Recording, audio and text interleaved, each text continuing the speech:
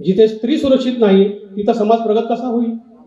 महिलांचे हक्क, त्यांची सुरक्षितता आणि त्यांना मिळणारा सामाजिक सन्मान हे धम्म चळवळीचे केंद्रबिंदू आहे.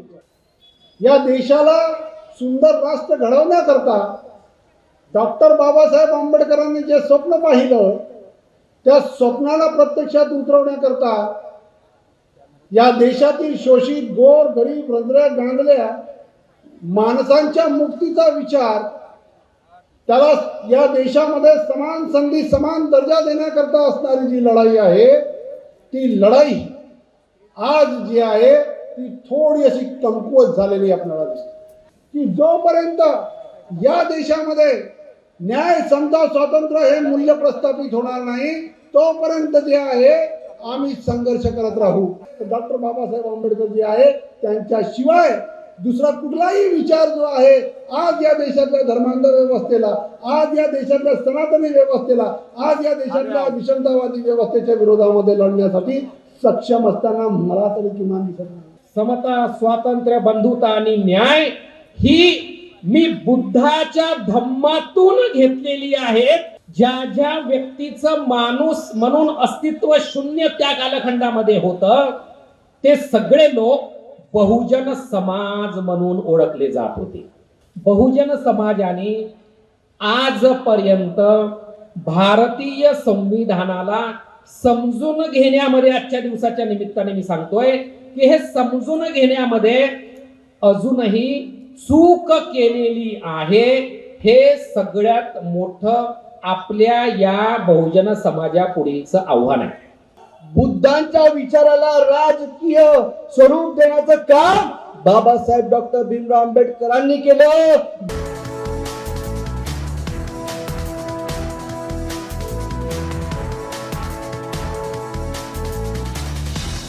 श्रद्धा व उपासना यांचे स्वातंत्र्य, दर्जाची व संधीची समानता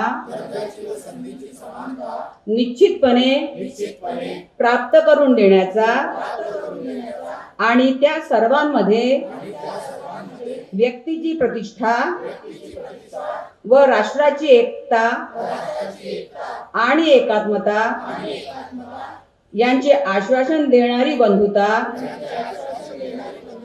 प्रवर्धित करण्याचा संकल्पपूर्वक निर्धार करून आमच्या संविधान सभेत आज दिनांक 26 नोव्हेंबर 1949 रोजी याद्वारे हे संविधान अंगीकृत आणि अधिनियमित करून स्वतः प्रत अर्पण करीत आहोत. जय भारत, जय भीम. आजच्या या पवित्र आणि विचारपूर्वक धम्म संमेलनाच्या उद्घाटन व धम्मदेशना कार्यक्रमात आपण सर्वांचे मनपूर्वक स्वागत आहे. धम्म म्हणजे केवळ पूजा नाही, धम्म म्हणजे माणूस घडविण्याची प्रक्रिया आहे. धम्म तो नाही जो देवाकडे नेतो, धम्म तो आहे जो माणसाला माणूस बनवतो. भगवान बुद्धाने दिलेला धम्म हा करुणा, समता, विवेक आणि मानवतेचा मार्ग आहे. आणि हाच धम्म डॉक्टर बाबासाहेब आंबेडकरांनी भारतीय समाजाच्या उद्धारासाठी स्वीकारला, अंगीकारला आणि जगाला दिलेला आहे. आज आपण अशा टप्प्यावर उभे आहोत जिथे संविधानावर प्रश्नचिन्ह उपस्थित केली जात आहेत, समतेच्या मूल्यांना आव्हानं दिली जात आहेत आणि समाजात पुन्हा एकदा विषमतेचे विष पसरले जात आहेत. संविधान ही फक्त एक पुस्तिका नाही, ती लाखो वंचिताच्या स्वप्नांची अक्षरबद्ध अशी आरती आहे. या पार्श्वभूमीवर असे धम्म संमेलन आयोजित होणे ही काळाची गरज बनलेली आहे. डॉक्टर बाबासाहेब आंबेडकरांनी स्पष्ट सांगितले होते, संविधान कितीही चांगले असले तर ते राबवणारे जर चांगले नसतील तर संविधान निष्प्रभ ठरते. आज संविधान होणारे आक्रमणे, त्या विरोधात उभे राहण्याची प्रेरणा आपल्याला या धम्म मंचावरून मिळणार आहे. आज महिलांबद्दल बोलताना आपण केवळ भाषण देत नाही तर वास्तवाला समोर जात आहोत. जिथे स्त्री सुरक्षित नाही तिथं समाज प्रगत कसा होईल? महिलांचे हक्क, त्यांची सुरक्षितता आणि त्यांना मिळणारा सामाजिक सन्मान हे धम्म चळवळीचे केंद्रबिंदू आहे. बौद्ध चळवळ म्हणजे फक्त इतिहास नाही तर ती एक सतत चालणारी सामाजिक क्रांती आहे. बुद्धाचा मार्ग शांततेचा असला तरी ती अन्यायाविरोधात तो क्रांतीचा पण आहे. आज बौद्ध चळवळीसमोर अडचणी, आव्हाने, अंतर्गत विसंवाद, यावर उपाय सुचवण्याचे कार्य आजच्या मान्यवर व्यक्तीकडून होणार आहे.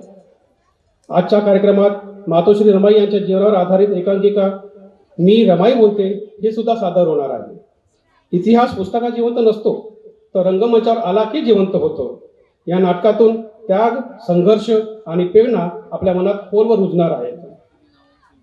या 2 दिवस धम्म संमेलनासाठी आपले मौलिक विचार देण्यासाठी जे मान्यवर व्यक्ती इथे उपस्थित आहेत ते समाजाचे मार्गदर्शक आणि दीपस्तंभ आहेत. दीप स्वतः जळतो पण हजारो वाटा उजळतो. त्यांच्या उपस्थितीमुळे हा कार्यक्रम अधिक अर्थपूर्ण ठरणार आहे. या भव्य धम्मेलन संमेलनासाठी आयोजनासाठी अथक परिश्रम घेणाऱ्या सर्व आयोजकांचे, कार्यकर्त्यांचे आणि उपस्थित सर्व बंधू आणि भगिनींचे मी मनपूर्वक आभार मानतो. एकटा विचार महान नसतो, पण तो संघटित विचार इतिहास घडवतो. चला तर मग धम्माचा दीप हातात घेऊया. संविधानाच्या रक्षणासाठी, समतेच्या स्थापनेसाठी आणि मानवतेच्या विजयासाठी आपण सर्वजण कटिबद्ध होऊया. शब्दांनी नाही, कृतीनं धम्म जगूया. भीमाच्या विचाराने भविष्य घडवूया. या शब्दात माझ्या प्रास्ताविकेचा समारोप करतो. धन्यवाद. जय भीम, जय संविधान. आजच्या कार्यक्रमाचा विषय घेऊन जे आपल्याला प्रमुख वक्ते म्हणून लाभलेले आहे माननीय ॲडव्होकेट अभयजी लोखंडे, मार्शल व कोअर कमिटी समता सैनिक दल नागपूर, ते आपला विषय घेऊन आलेले डॉक्टर बाबासाहेब आंबेडकर यांच्या मातृसंघटनासाठी योगदान आणि आजची स्थिती व उपाय या विषयावर ते प्रबोध ज्ञान सागर तुमच्यापुढे मांडणार आहे. त्याला आपण सर्वांनी शांततेने ऐकून घ्यावे अशी मी नम्र विनंती करते व माननीय अभयजी लोखंडे साहेब यांना मंचकावर इथे आमंत्रित करते व आपण आपले विचार मांडावे अशी मी त्यांना नम्र विनंती करते. धन्यवाद. मित्र हो, आज ज्या एकंदरीत परिस्थितीमध्ये आंबेडकरी आंदोलन आहे आणि त्याचबरोबर सगळीकडे जे देशाची परिस्थिती आहे, या दोन्हीही परिस्थिती जी आहे ते चिंताजनक आहे. एकीकडे हा देश ज्या लोकांच्या हातामध्ये आहे आणि ज्या पद्धतीने या देशाचा कारभार चाललेला आहे त्याच्यावर चिंता करावी तितकी कमी असा हे चाललेला आहे. आणि दुसरीकडे आंबेडकरी आंदोलन जे या देशाचा बॅकबोन आहे, या देशाला सुंदर करण्याकरता, या देशाला सुंदर राष्ट्र घडवण्याकरता डॉक्टर बाबासाहेब आंबेडकरांनी जे स्वप्न पाहिलं त्या स्वप्नाला प्रत्यक्षात उतरवण्याकरता या देशातील शोषित, गोर, गरीब, रंजऱ्या, गांगल्या माणसांच्या मुक्तीचा विचार, त्याला या देशामध्ये समान संधी, समान दर्जा देण्याकरता असणारी जी लढाई आहे, ती लढाई आज जी आहे ती थोडी अशी कमकुवत झालेली आपल्याला दिसते. याचा गांभीर्यपूर्वक पद्धतीने विचार करणं हे आपल्या समोर महत्वाची बाब आहे. आणि म्हणून डॉक्टर बाबासाहेब आंबेडकरांच्या मातृसंघटना योगदान आणि स्थिती हा उपाय आयोजकांनी मला दिला, त्याबद्दल मी सर्वात परत त्याचा आभारी आहे. मित्र हो, जगाच्या समग्र चळवळी ज्या घडलेल्या आहेत त्या समग्र चळवळीमध्ये विचार हे प्रभावी सूत्र राहिलेलं आहे आणि त्या विचाराला वहन करत जेव्हा नायक समोर निघतो तेव्हा जगाचं चित्र जे आहे ते बदललेलं आहे. नुसतं एक झुंबड रस्त्याने निघाली त्यावर या जगाचं परिवर्तन झालेलं नाहीये.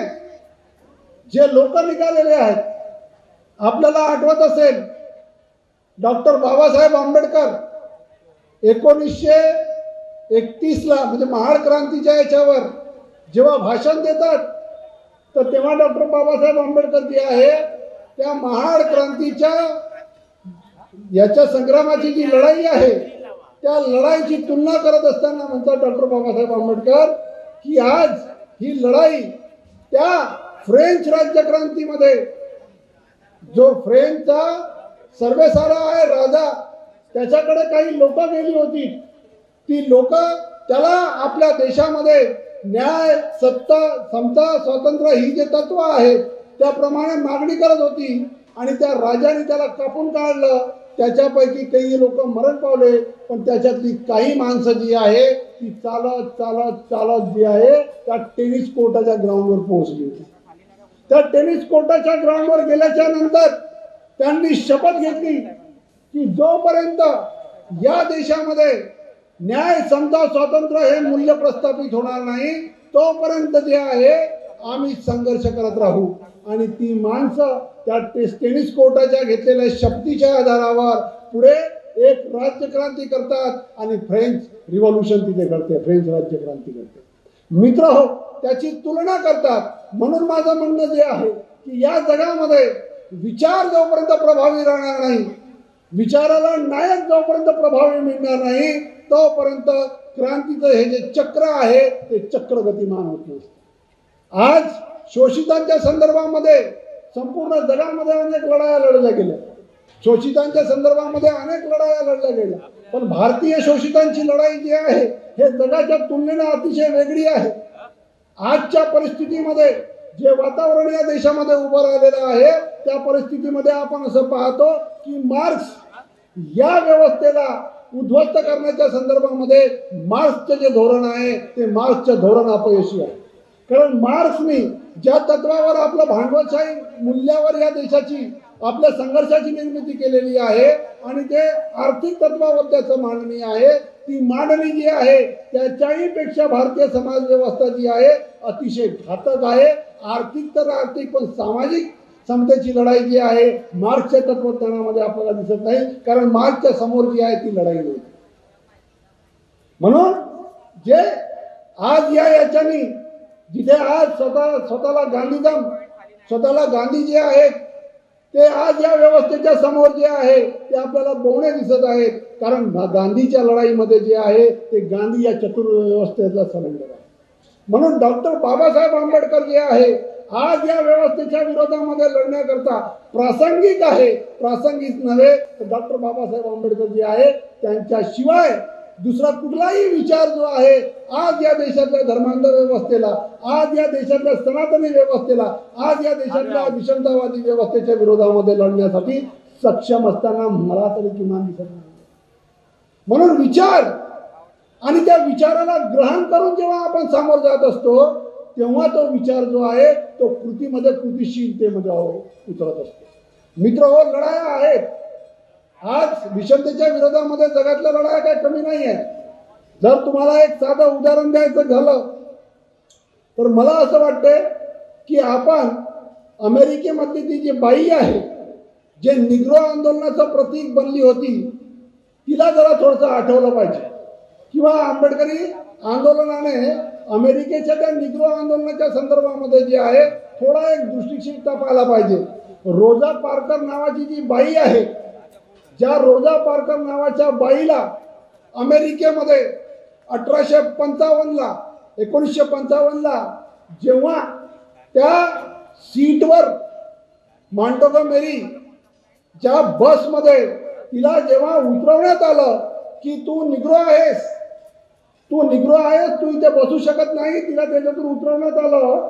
आणि त्याच्यानंतर जे तथाकथित निग्रो आंदोलनाचे पुरस्कर्ते होते, जे निग्रोंना न्याय देण्याची भाषा करत होते, त्याच्यामध्ये मार्टिन लुथर किंग सारखा व्यक्ती जो आहे तो आल्याच्या नंतर त्यांनी संपूर्ण रान जे आहे तिथं पटवलं आणि 381 दिवस, तब्बल 381 दिवस मॉन्टेगोमेरी बस बायकॉट जो आहे त्यांनी संपूर्ण अमेरिकेमध्ये चालवला.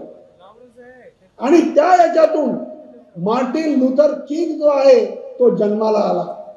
मित्र हो, मार्टिन लुथरच्या किंग यांच्या जन्माला आल्यामुळे तिथे जे आपण नंतर पाहतो 60च्या नंतर ब्लॅक पॅन्थर नावाचं आंदोलन उभं राहिलं. ब्लॅक पॅन्थर नावाचं आंदोलन उभं राहिलं आणि या ब्लॅक पॅन्थरने अमेरिकेमध्ये निग्रोच्या समानतेची लढाई लढली आहे. आणि निग्रोच्या समानतेच्या त्या लढाईला एक नवा आयाम दिला. आणि नंतर 72च्या याच्यामध्ये आपण असं पाहतो की आपल्या देशामध्ये दलित पॅन्थर नावाची संघटना उभं राहिली. सांगण्याचं तात्पर्य असं आहे की संघटनात्मक लढाया ज्या आहेत त्या लढाया जन्म घेतात. आपण एखाद्या अन्यायाच्या विरोधामध्ये उभं होतो, लढाई होते, लढाईतून आपल्याला न्यायही मिळतो, त्यांचा प्रभावही पडतो. परंतु लढाया ज्या आहे तर त्या चिरकाल टिकतात, किंवा ज्या रिव्हॉल्युशन ज्या आहेत त्या चिरकाल टिकतात. त्या रक्तरंजित रिव्हॉल्युशन टिकत नाही. त्या वैचारिक याच्यावर लढलेले जे आहे त्या क्रांत्या यशस्वी होतात आणि त्या चिरकालही टिकतात. हे वैचारिक आंदोलनाचं सर्वात मोठं गमत आहे. ज्यांना कधी डॉक्टर बाबासाहेब आंबेडकरांच्या मार्गावर येणं नव्हतं, ज्यांना कधी डॉक्टर बाबासाहेब आंबेडकरांच्या सांस्कृतिक आंदोलनामध्ये यायचं नव्हतं, ज्यांनी कधी डॉक्टर बाबासाहेब आंबेडकरांच्या डोळ्यामध्ये जी क्रांती आहे तिची मशाल कधी बघितली नव्हती, ती सर्व माणसं जी आहे या व्यवस्थेच्या समोर सरेंडर झाली. फक्त नाही झुकला तर तो एकच विचार म्हणजे डॉक्टर बाबासाहेब आंबेडकर आणि आंबेडकरी विचाराला मानणारी माणसं, ती नाही झुकली, ती सरेंडर नाही झाली. मित्र हो, यहुदी लोकांची एक छोटीशी गोष्ट सांगतो तुम्हाला. यहुदी आणि युनानी लोकांमध्ये संघर्ष होत होता. यहुदी लोक एका जंगलात, छोटेसे मुठभर लोक, आणि युनान त्याची अफाट मोठी सेना, याच्यामध्ये संघर्ष झालेला. आणि त्या संघर्षामध्ये जे युनान होते त्यांची मागणी काय होती माहित आहे? त्यांची मागणी फक्त एवढं होती की तुम्ही काही करू नका, तुम्ही फक्त एक काम करा की युनान ज्या देवाला मानतो त्याच्या फक्त सरेंडर. त्या यहुदी लोकांमध्ये त्याचा जो सायमन आहे, त्या सायमनच्या समोर एक बाई जी आहे ती रडते, खूप रडते, प्रचंड रडते ती बाई. सायमनला सांगते की हा माणूस खूप पापी आहे. तिचा नवरा असतो तो, हा पापी नवरा आहे माझा, चार लेकरं मरून गेली, याला दया आली नाही. सायमन विचारतो, अगं पण झालं काय? ती बाई सांगते, युनानी आल्या आमच्या दरवाजावर, आपली देवी ठेवली आणि म्हणाले की यहुदी तुला आम्ही सोडतो, फक्त तू एक काम कर, तू आमच्या देवीला सरेंडर हो, आमच्या देवीला सरेंडर हो. युनानी म्हणतो, यहुदी म्हणतो नाही, मी सरेंडर होणार नाही, मी प्रामाणिक आहे, माझ्या संस्कृतीशी प्रामाणिक आहे, माझ्या विचाराशी प्रामाणिक आहे, मी नाही सरेंडर होणार. युनानी त्याच्या 4 पोरापैकी एकाला पकडतात, लटकवतात आणि तसंच त्याचं शव त्याच्या दरवाजावर लटकवतात आणि चालले जातात. युनानी परत येतात, परत त्याला म्हणतात, आताही विचार कर, आताही तुला सोडतो, नाही तर तुझ्या दुसऱ्या पोराला सुद्धा आम्ही असंच करू. त्याच्या दुसऱ्या पोरालाही तसंच करतात, तिसऱ्या आणि चौथ्याही पोराला तसंच करतात. पण यहुदी वाकत नाही. सायमन त्या बाईला उत्तर देतो की माऊले, हे युद्ध संस्कृतीसाठी आहे, जर आम्ही वाकलो तर आम्ही नष्ट होऊ, पण आम्ही वाकलो नाही तर त्यांना वाकवल्याशिवाय राहणार नाही. आणि त्यानंतरच्या संग्रामामध्ये यहुदी जिंकतात. आपला विचार, आपली संस्कृती याच्याशी कट्टर प्रामाणिकता जी आहे हीच उद्या आपलं भविष्य. जय देव.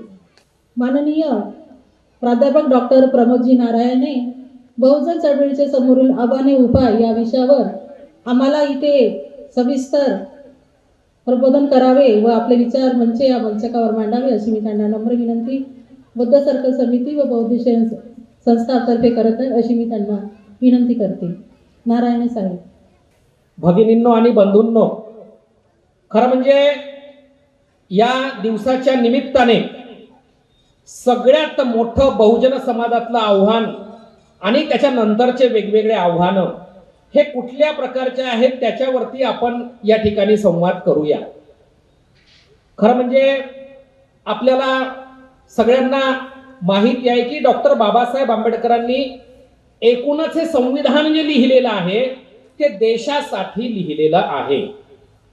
मग बहुजन समाजासमोरील आव्हाने असा एक विषय या ठिकाणी आपण दिला. म्हणजे कुठेतरी बहुजन आणि अल्पजन अशा प्रकारचे दोन बाजू या ठिकाणी दिसत आहेत.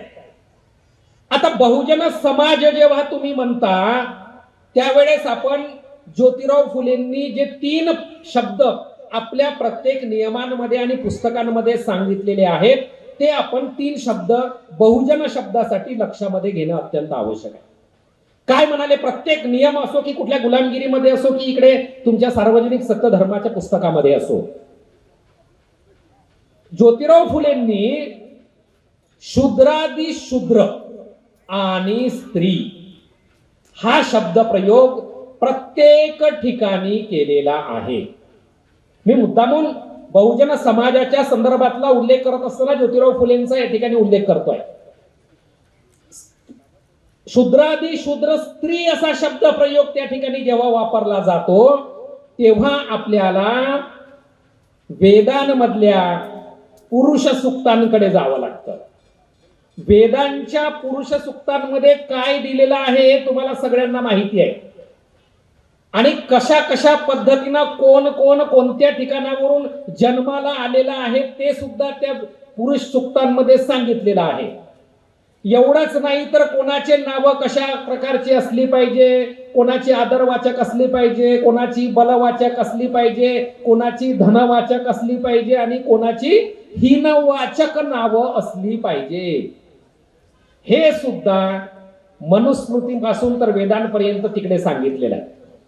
म्हणजे तुम्हाला स्वतःच जन्म कोणत्या ठिकाणी होणार आहे आणि झालेला आहे हे आधी कधी माहित नसतं.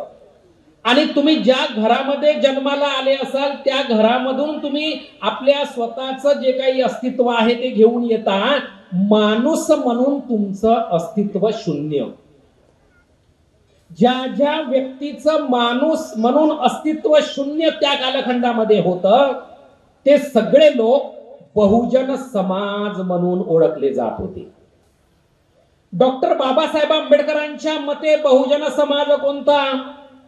तर जो समाज पिचला गेलेला आहे, जो समाज छळला गेलेला आहे, जो समाज शोषित आहे, जो समाज वंचित आहे. मग त्या सगळ्याच गोष्टीपासून, मग त्या शिक्षणाच्या संदर्भामध्ये असेल, राजकीय संदर्भामध्ये असेल, सामाजिक बाबतीमध्ये असेल, शैक्षणिक संदर्भामध्ये असेल, सांस्कृतिक संदर्भामध्ये असेल, जो जो व्यक्ती, जो जो समूह हा अशा प्रकारे प्रत्येक गोष्टीपासून वंचित झालेला आहे तो समाज म्हणजे बहुजन समाज होय. अशा प्रकारचं डॉक्टर बाबासाहेब आंबेडकरांनी सुद्धा त्या कालखंडामध्ये सांगितलेलं आहे. मग या अशा म्हणजे आता आपण जेव्हा एखादी सांख्यिकी दृष्टिकोनातून पाहतो त्यावेळेस आपण असं म्हणतो की जवळपास 85% लोक हे बहुजन समाज म्हणून त्याला आपण म्हणतो. बाकी 15% लोकांमध्ये हे सगळे 3 जे काही वर्ण आहेत ते जातात आणि पहिला वर्ण तर जातोच जातो. मी फारसं इतिहासामध्ये जात नाही, आपण वर्तमानाच्या गोष्टी केल्या पाहिजे.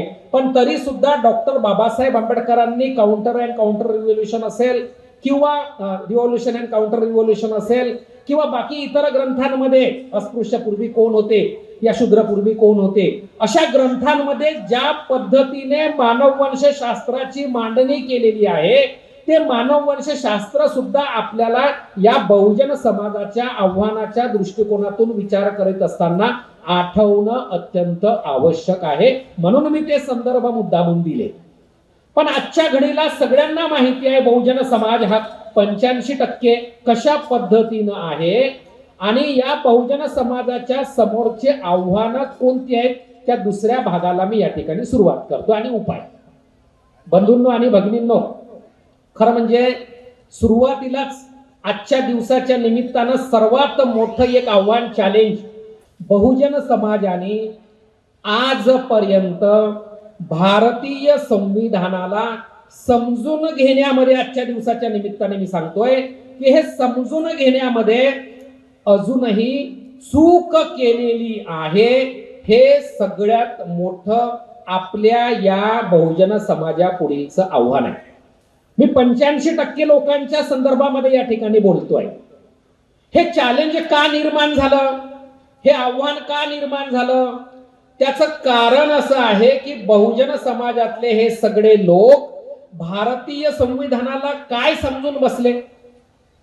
भारतीय संविधान नावाचा हा ग्रंथ या बहुजन समाजातल्या सगळ्या लोकांना असं वाटायला लागलं, सगळेच, मग त्यामध्ये बौद्ध असतील, आदिवासी असतील, ओबीसी असतील, एनटी असतील, सगळे सगळे सगळे लोक, या सगळ्या लोकांना खऱ्या अर्थानं भारतीय संविधानाच्या बाबतीत त्यांना असं वाटायला लागलं की आणि ते पसरवल्या गेलं जाणीवपूर्वक. 15% लोकांकडनं, त्यातल्याही 3% लोकांकडनं मजबूतीनं पसरवलं गेलं आणि आजही ते पसरवलं जात आहे की भारतीय संविधान हा जनसामान्यांचा ग्रंथ नाही. भारतीय संविधान हा गावातल्या, खेड्यातल्या, ग्रामीण भागातल्या लोकांनी वाचायचा ग्रंथ नाही. भारतीय संविधान हा ग्रंथ आदिवासींनी, ओबीसींनी वाचायचा ग्रंथ नाही, एनटींनी वाचायचा ग्रंथ नाही. अशा प्रकारे 3% लोकांनी असे रूमर्स, अशा प्रकारच्या अफवा ह्या लोकांमध्ये पसरवून टाकल्या. आणि त्याच्यासाठी काय म्हटलं त्यांनी, तर ते असं म्हणाले की भारतीय संविधान हा ग्रंथ कायद्याचा ग्रंथ आहे, हा ग्रंथ लॉचा ग्रंथ आहे, हा कायद्याचा ग्रंथ आहे आणि त्याच्यामुळे कायद्याचा ग्रंथ तुम्हाला वाचायची गरज नाही. याच्या पूर्वी सुद्धा एक कायद्याचा ग्रंथ होता, तो आम्हीच लोक वाचत होतो आणि त्यात तो कायद्याचा ग्रंथ वाचून आम्हीच ठरवत होतो की कोणी काय करायचं, काय नाही करायचं. त्याच्यामुळे तुम्ही तो ग्रंथ वाचायचा नाही, कायद्याच्या लोकांनी फक्त वाचायचा. म्हणजे आता अभयजी असतील किंवा या ठिकाणी आमचे अध्यक्ष महोदय रितेशजी पाटील असतील, तर ते कायद्याचे अभ्यासक आहेत, आता ते वाचतायत. आणि मग फक्त कोणी वाचायचं, तर विधी, एज्युकेशन, शिक्षण घेणाऱ्या लोकांनी कायद्याचा ग्रंथ वाचायचा. कायद्याचा ग्रंथ वाचणारे लोक हे काळे कोटवाले असले पाहिजे. आज जरी सन्माननीय रितेशजी काळा कोट घालून आलेले नसले आणि तिकडे आमचे अभयजी काळा कोट घालून नेहमीच असतात, कारण लोकांना ते सांगतात की आय एम ॲडव्होकेट आणि मी जाणकार आहे या संविधानाचा आणि या कायद्याचा, हे सांगायला अभयजी सातत्यानं, मी आतापर्यंत 10-12 वर्षापासून त्यांना बघतो आहे की कोणतंही भाषण असेल तर त्या पद्धतीचा डार्क त्यांचा तो तसा ड्रेस घालून नेहमी असतात ते, म्हणजे लोकांना दिसतं खऱ्या अर्थानं ॲडव्होकेट आहेत. आणि मग त्यांच्यासारखे लोक हा जो काही गैरसमज आहे, हा गैरसमज दूर करण्याचा लोकांमध्ये प्रयत्न करतात, जनसामान्यांमध्ये जातात आणि सांगतात, बाबांनो, भारतीय संविधान हा कायद्याचा ग्रंथ फक्त नाही, हा तुमच्या जगण्याचा ग्रंथ आहे. हे ते सांगतात. तुमच्या आयुष्याचा ग्रंथ आहे, तुमच्या जीवन मरणाचा ग्रंथ आहे. हे अभय सारखे लोक जाऊन सांगतात, पाटील सर सारखे लोक ज्या ठिकाणी जाऊन सांगतात. हा गैरसमज जिथे जिथे अभयजी जातात तिथे तिथे हा नाहीसा होतो. पण बहुजन समाजापर्यंत जर समजा अभयजी तिथपर्यंत पोहोचू शकत नसेल, तर मग 3% लोक काय करतात, पुन्हा त्यांना त्यांच्यावरती वारंवार हे सांगत असतात, अरे बाबांनो, हा कायद्याचा ग्रंथ आहे, हा तुम्ही वाचण्याचं कारण नाही.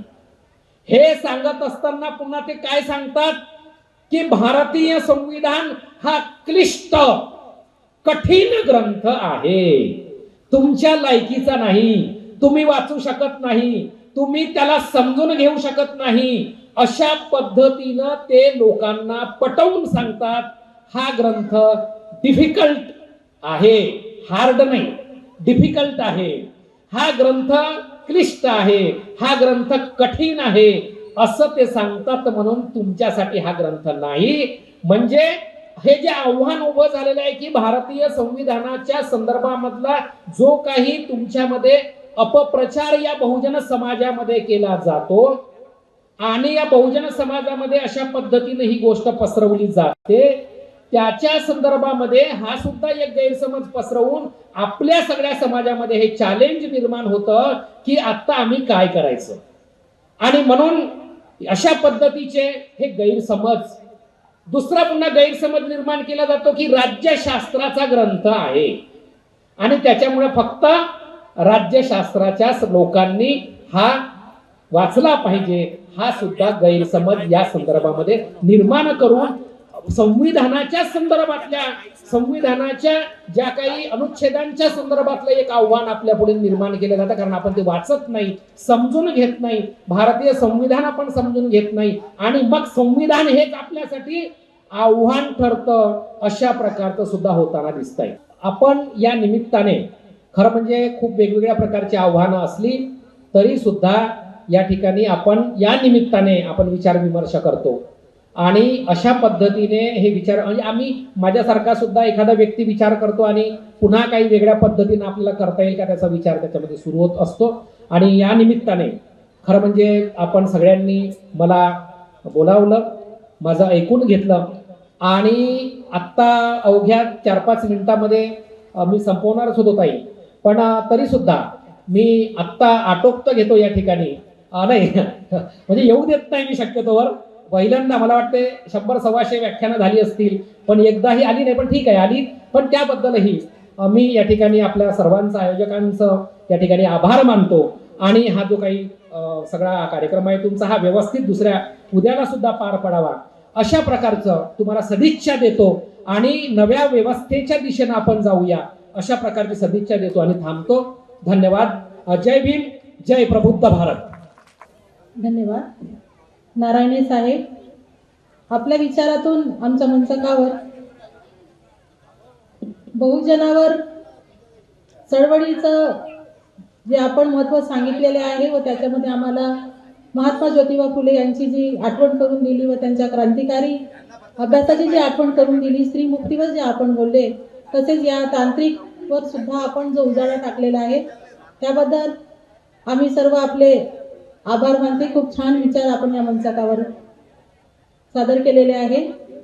या कार्यक्रमाला लाभलेले आपले अध्यक्ष साहेब माननीय advocate Ritesh ji Patil, AOR Supreme court of India Delhi, हे संविधानावर येणारे आव्हाने व त्याचे घटनात्मक मार्गाने निराकरण या विषयावर आपला प्रखर विचार मांडणार आहे. कृपया मी त्यांना मंचकावर इथं आमंत्रण करते. नारायणे साहेबांशी आज माझा पहिलाच परिचय झाला आणि मला त्यांच्याबद्दल खूप जास्त माहिती नाही. ही निश्चितपणे माझी कुठेतरी कमतरता आहे की चळवळीचे इतकं मोठं नाव, आमचा परिचय जास्त झाला नाही आजपर्यंत. पण त्यांच्या तोंडून लोखंडे साहेबांबद्दल सांगितलं की लोखंडे साहेब जागोजागी जाऊन सांगतात, लोकांना समजावून सांगतात संविधानाबद्दल.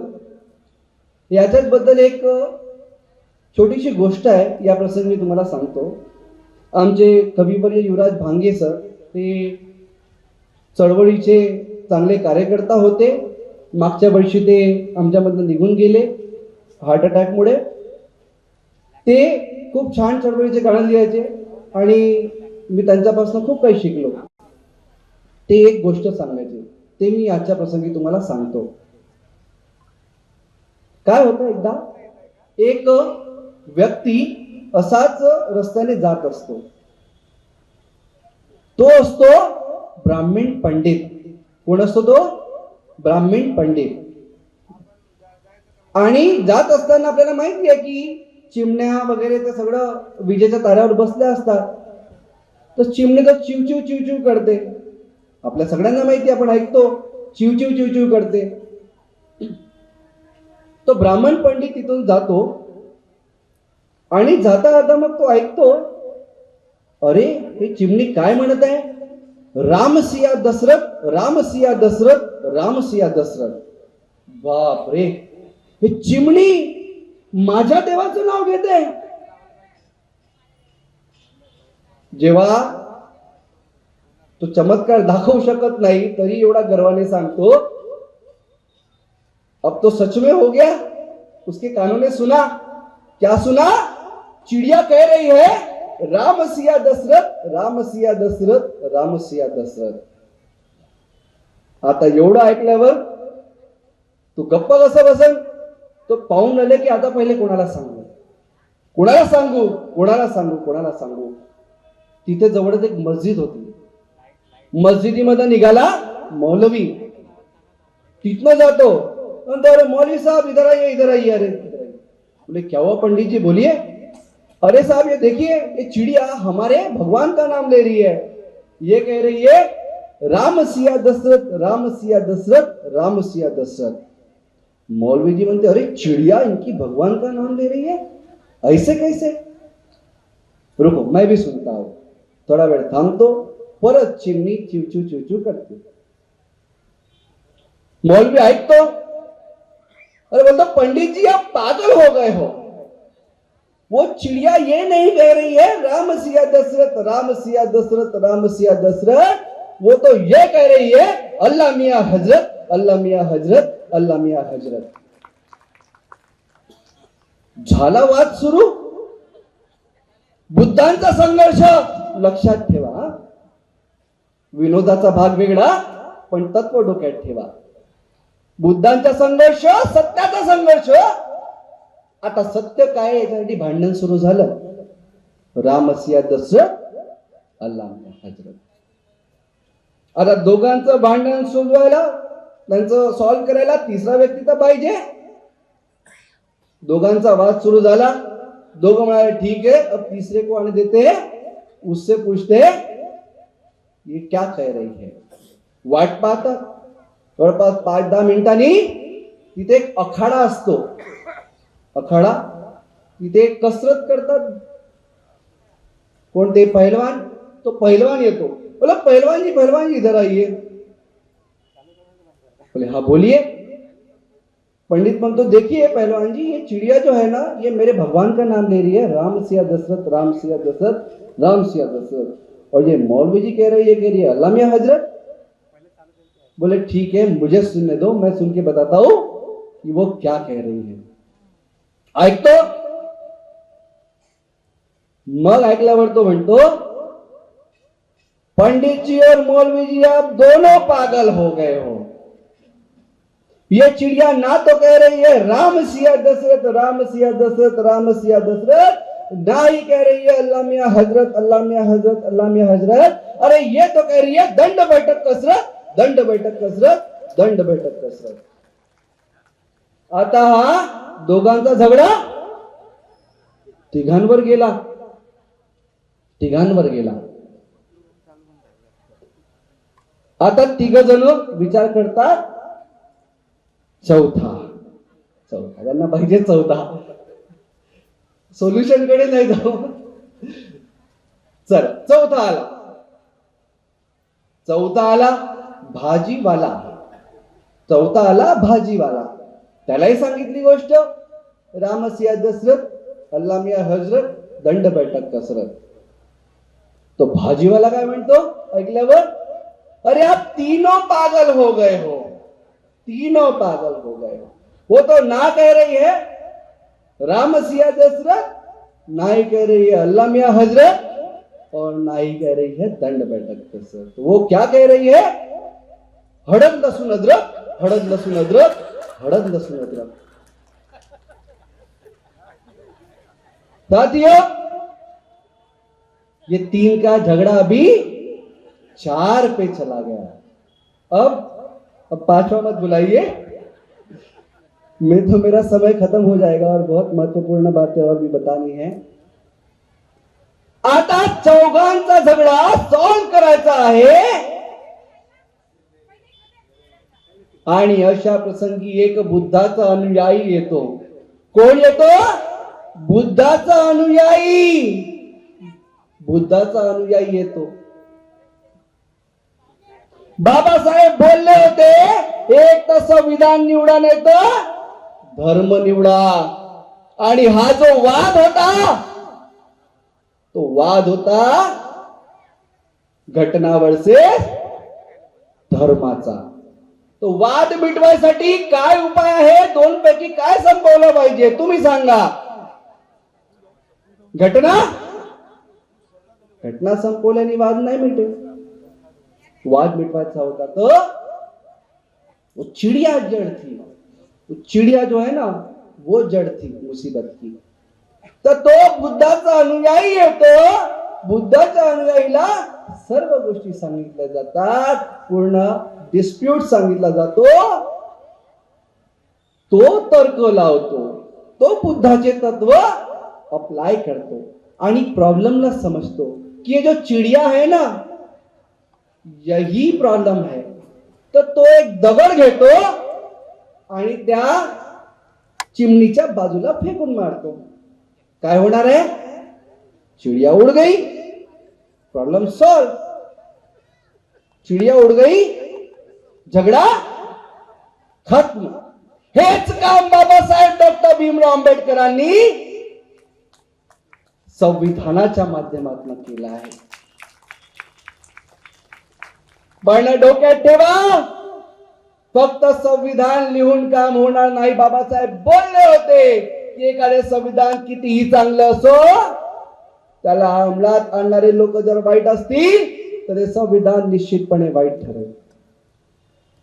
बाबासाहेब डॉक्टर भीमराव आंबेडकरांनी लंडन मध्ये राऊंड टेबल कॉन्फरन्सेस मध्ये जाऊन आमच्यासाठी मताचा अधिकार आणला होता. 2 मताचा अधिकार, सेपरेट इलेक्टोरेट. गांधीजी म्हणाले जर डॉक्टर आंबेडकरांनी अधिकार सोडले नाही सेपरेट इलेक्टोरेटचे तर मी आपला जीव देऊन टाकीन. आणि बसले आमरण उपोषणाला. प्रेशर टाकला बाबासाहेब डॉक्टर भीमराव आंबेडकरांवर की तुम्ही हे अधिकार सोडा. आमचे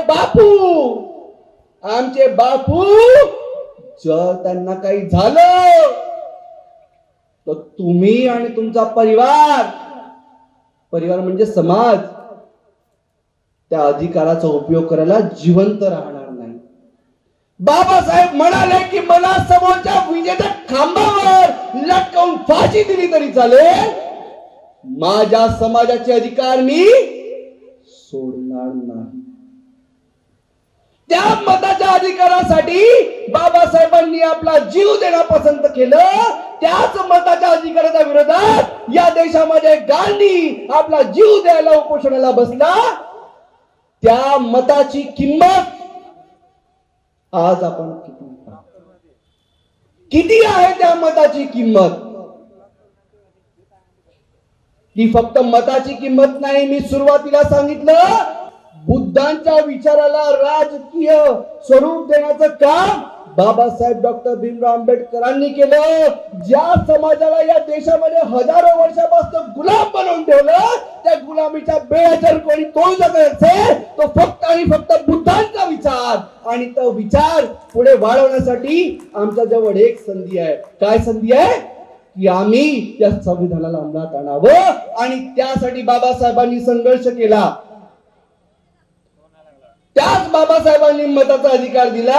आणि तेच बाबासाहेब इलेक्शन मध्ये याच महाराष्ट्रामध्ये 2दा उभे होते, 1952 1954. काय झालं? बाबासाहेब म्हणाले की आपल्या मताची किंमत मीठ मिरची इतकी मोजू नका. किंबहुना आपला जीवन मरणाचा प्रश्न समजा. आमच्या मताचा आम्ही मूल्य काय लावलं पाहिजे? कांशीराम साहेब सुद्धा म्हणतात की आमच्या मताची रक्षा आम्ही आपल्या आई बहिणीच्या आबरूसारखी केली पाहिजे. पण काय होत आहे आमच्या आई बहिणींच्या आबरूचं? एक सुंदर लाईन आहे वामनदादा कर्डकांची.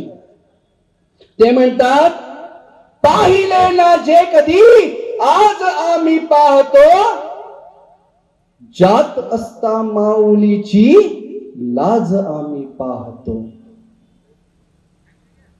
आज या देशात हेच होत आहे. कसं होत आहे? वेगवेगळ्या स्वरूपामध्ये होत आहे, वेगवेगळ्या स्वरूपामध्ये होत आहे. कसा आहे हो बुद्ध धम्म? 15 ऑक्टोबरच्या भाषणामध्ये बाबासाहेब सांगतात, बहुजन हिताय बहुजन सुखाय लोकानुकंपाय धम्म आदि कल्याण बद्ध कल्याण पर्यावसान कल्याण. अरे ज्याच्या सुरुवातीही, ज्याच्या मध्यभागातही आणि ज्याचा शेवट बहुजनांचा हितात आहे, तोच बुद्धिझम आहे. बुद्ध बहुजनांच्या हितापासून सुरुवात होतो. बुद्धिझमच्या मधामध्येही बहुजनांचा हित आहे आणि बुद्धिझमचा शेवटही बहुजनांच्या हितामध्ये आहे. असा आहे हा बुद्धिझम. आणि या संविधानाच्या माध्यमातून उभा आहे. त्या संविधानामध्ये बाबासाहेब डॉक्टर भीमराव आंबेडकरांनी 14 वर्षापर्यंतच्या सर्व मुलांना शिक्षण मोफत व सक्तीचं केलं पाहिजे, हे पहिलेपासून केलं होतं. इथल्या प्रस्थापितांनी तसं होऊ दिलं नाही. तरी बाबासाहेबांनी लिहून ठेवलं इतक्या विरोधामध्ये एकटे बाबासाहेब संविधान सभामध्ये भांडत होते. इतक्या विरोधामध्ये त्यांनी लिहून ठेवलं की संविधान लागू झाल्याच्या 10 वर्षाच्या आतमध्ये शिक्षण हे मोफत व सक्तीचं व्हायला पाहिजे 14 वर्षापर्यंतच्या प्रत्येक बालकाला. मग काय होतं की 2010 पासून राईट टू एज्युकेशन सुरू होतं. राईट टू एज्युकेशन सुरू झालं. घडी खूप फास्ट धावत आहे. तर राईट टू एज्युकेशन सुरू झालं. गंमत बघा, गंमत कशी आहे. मी तुम्हा सर्वांना एक प्रश्न विचारतो. आपल्या सर्वांकडे घरं आहेत का? आहेत घरं? आहेत. समजा तुमच्या घरात 4 खोल्या आहे. किती? 4 खोल्या आहे. ठीक आहे. 4 खोल्यांपैकी जर असं म्हटलं की एका खोलीमध्ये ज्याला घर नाही तो येऊन फ्री मध्ये राहील, ज्याला घर नाही आहे तो फ्री मध्ये येऊन राहील, कोणाकोणाला चालेल? कोणाकोणाला चालेल? कोणाला नाही चालेल? तर या देशातल्या शाळेचं शिक्षणाचं बाजारीकरण करण्याला काय म्हटलं की तुमच्या शाळेमधल्या 25% जागा राखीव आरटीच्या अंडर. किती? 25%. आम्ही बुद्धांचे अनुयायी. आवाहन बघा, आवाहन. दुसऱ्यांना दोष नंतर देऊ. आम्ही बुद्धांचे अनुयायी. आम्ही 4 पैकी 1 खोली द्यायला तयार नाही आहोत. हे प्रायव्हेट शाळेवाले जिथे आरटीच्या अंतर्गत आमच्या मुलांच्या ऍडमिशन होतात 4 पैकी 1 सीट ते देत आहेत. आम्ही बुद्धांचे अनुयायी म्हणतो. आम्ही 1 खोली द्यायला तयार नाही. ते 4 पैकी 1 सीट देत आहेत. सर बाबासाहेब म्हणाले होते 15 ऑक्टोबर 1956 की युवकांनी पोटाचे पाईक बनू नये. आपल्या कमाईचा निदान 20वा हिस्सा तरी या कार्याला पुढे न्यायला द्या. किती? 20वा हिस्सा. 5%. बाबासाहेबांनी आम्हाला अधिकार दिले. बाबासाहेबांनी आम्हाला आरक्षण दिलं. छाती ठोकू ठोकू सांगतो की आज आम्ही लाखो रुपये कमवतो, बाबासाहेबांमुळे कमवतो. आज आम्ही चांगल्या गाड्यांमध्ये फिरतो, बाबासाहेबांमुळे फिरतो. त्याच बाबासाहेबांनी 5% द्या म्हटलं. प्रामाणिकपणे स्वतःला विचारून पहा. वर्षभरामध्ये जर आम्ही 1 लाख रुपये कमवत असू तर त्याच्यापैकी प्रामाणिकपणे 5,000 दिले का? काही लोक देतात, पण काही लोकांनी काम नाही चालत ना. ज्या प्रकारे आमच्या 4 खोल्यांपैकी एका खोलीमध्ये जबरदस्ती कोणाला आणून बसवलं, आमचा त्याच्याशी व्यवहार कसा होईल? शेजारचा असला तर ये जा चाय पी हे ते खाणं घेणं करतो. त्या फुकटाच्या किरायावाल्यासोबत कसं वागू आपण? कसं वागू? तीच वागणूक आज आमच्या बहुजनांच्या लेकरांना प्रायव्हेट शाळेमध्ये सुद्धा मिळत असेल. हे आहे बुद्धिझम पुढे आव्हान. सर्वप्रथम मी आभार मानते आपल्या कार्यक्रमाचे अध्यक्ष माननीय advocate Ritesh Patil sir, AOR advocate of record, supreme court of India Delhi यांनी आपल्याला अमूल्य वेळ दिल्याबद्दल त्यांचे खूप खूप धन्यवाद. त्याचप्रमाणे आजच्या कार्यक्रमाला लाभलेले वक्ते माननीय ॲडव्होकेट अभय लोखंडे सर, मार्शल व कोर कमिटी, समता सैनिक दल नागपूर, तसेच माननीय प्राध्यापक डॉक्टर प्रमोद नारायणे सर, आंबेडकर चळवळीचे विचारवंत व वक्ता वर्धा यांनी सुद्धा आम्हाला मोलाचे मार्गदर्शन केले, त्याबद्दल त्यांचे खूप खूप धन्यवाद. उर्मिलाताईंनी खूप छान सूत्रसंचालन केले, त्यांचे पण मी आभार मानते. Thank you for your encouragement and for being a part of this journey. I am deeply grateful to everyone who supported us. तुफानात पण दिवा लावून गेले, माणुसकीचे बीज रुजवून गेले. तुफानात पण दिवा लावून गेले, माणुसकीचे बीज रुजवून गेले. कष्टकरी शोषितांचे कैवारी असे भीमराया विचार देऊन गेले, असे भीमराया विचार देऊन गेले. धन्यवाद.